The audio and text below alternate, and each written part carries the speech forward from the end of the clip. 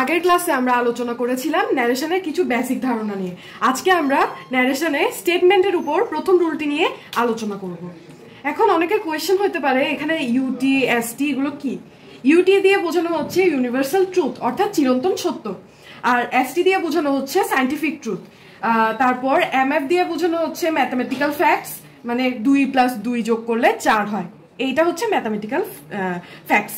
আরবি দিয়ে বোঝানো হচ্ছে রিলিজিয়াস বিলিফ, ডব্লিউএস দিয়ে বোঝানো হচ্ছে ওয়াইজ সেইং মানে বাণী, প্রভার্বস হলো প্রবাদ বাক্য। এগুলো যদি আমাদের স্টেটমেন্টে থাকে তখন আমরা কিভাবে ডিরেক্ট ন্যারেশন থেকে ইনডিরেক্ট করব সেটাই আজকে দেখব। এখন ডিরেক্ট ন্যারেশনে সাবজেক্ট আছে সেইট বা সেইট টু, এটা হচ্ছে যে রিপোর্টিং ভার্ব। আমরা আগের ভিডিওতে আলোচনা করেছিলাম যে কোনটি রিপোর্টিং ভার্ব, কোনটি সাবজেক্ট অবজেক্ট এগুলো নিয়ে। আর এটা যেটা থাকবে ইনভার্টেড কমার ভিতর সেটা থাকলে কি হয়, সেটা হয় আরএস অর্থাৎ রিপোর্টেড স্পিচ। আরএস সবসময় ইনভার্টেড কমার মধ্যে থাকে। এখন সাবজেক্ট থাকলে ইনডিরেক্ট ন্যারেশন করার সময় সাবজেক্টের মতো বসে যাবে, তারপর সেইট আর সেইট টু উঠে গিয়ে টোল্ড প্লাস অবজেক্ট হবে। অবজেক্ট কোনটা, এই অবজেক্টটা, অর্থাৎ সেইট টু উঠে যাবে, সেইট টু উঠে গিয়ে টোল্ড হবে। তাহলে সেইট টু কি হয়ে যাচ্ছে, সেইট টু মারা যাবে, সেইট টু মারা গিয়ে হবে টোল্ড। তারপর স্টেটমেন্টে সবসময় একটা লিঙ্কার ব্যবহার করতে হয়। লিঙ্কার হিসাবে আমরা বসাবো দ্যাট। দ্যাট এখানে কি, দ্যাট হচ্ছে লিঙ্কার। এটা সবাই লিখে রাখো কারণ এটা খুবই ইম্পর্ট্যান্ট একটি জিনিস।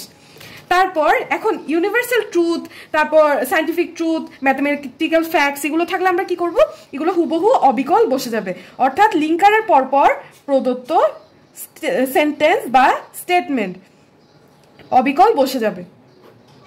এখন আমরা কি করব, এখন টোল্ড উঠে গিয়ে সেইট উঠে গিয়ে টোল্ড বসবে, সাবজেক্টের মতো বসে যাবে, ডিরেক্ট ন্যারেশনের সাবজেক্ট ইনডিরেক্ট ন্যারেশনে বসে যাবে, আর ডিরেক্ট ন্যারেশনের অবজেক্ট ইনডিরেক্ট ন্যারেশনে বসে যাবে। এখন আসি একটা এক্সাম্পলে। এখানে লিখেছি my mother said to me the Almighty is one. আমার মা আমাকে বলেছিলেন সৃষ্টিকর্তা একজনই। এখন এটা ডিরেক্ট ন্যারেশনে আছে, এটা আমাদেরকে ইনডিরেক্ট ন্যারেশন করার সময় সাবজেক্টের জায়গায় সাবজেক্ট বসে যাবে। তাহলে এখানে আমাদেরকে প্রথমে আইডেন্টিফাই করতে হবে কোনটা সাবজেক্ট কোনটা ভার্ব।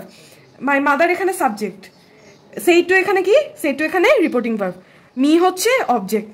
তাহলে the Almighty is one inverted কমার মধ্যে আছে, তাহলে এটা কি হবে, এটা হচ্ছে আরএস বা রিপোর্টেড স্পিচ। এখন সাবজেক্ট এই স্ট্রাকচার অনুসারে আমাদেরকে এক্সাম্পল ফলো করতে হবে। এখন এখানে my mother subject, my mother এখানে সাবজেক্ট হিসাবে বসে যাবে মাই মাদার। তাহলে সেট টু উঠে গিয়ে কি বসবে, সেট টু উঠে গিয়ে টোল্ড বসবে। টোল্ডের পর কি অবজেক্ট। টোল্ড যেহেতু ট্রানজিটিভ ভার্ব তাই এটা সবসময় অবজেক্ট নিবে। ট্রানজিটিভ ভার্ব মানে কি, যেটা সকর্মক্রিয়া, অলওয়েজ অবজেক্ট নেই। তাহলে অবজেক্ট এখানে মি, টোল্ড মি। লিঙ্কার হিসাবে কি বসবে, অবশ্যই দ্যাট বসবে। শুধুমাত্র স্টেটমেন্টের ক্ষেত্রে লিঙ্কার হিসাবে দ্যাট বসবে। তাহলে টোল্ড মি দ্যাট, এখন এটা RS, the Almighty is one, সৃষ্টিকর্তা একজনই, এটা চিরন্তন সত্য কথা অর্থাৎ ইউনিভার্সাল ট্রুথ। তাই এখানে বসে যাবে দ্য অলমাইটি সবসময় বড় হাতের হবে, সৃষ্টিকর্তাকে বোঝাতে সবসময় বড় হাতের ক্যাপিটাল লেটার ইউজ হবে, ইজ ওয়ান। তাহলে এটা আমাদের হয়ে গেল। এখন এখানে আরেকটি sentence, the teacher said to the students honesty is the best policy. সততা একটি মহৎ গুণ আমরা জানি, বা সততার সর্বশ্রেষ্ঠ পন্থা।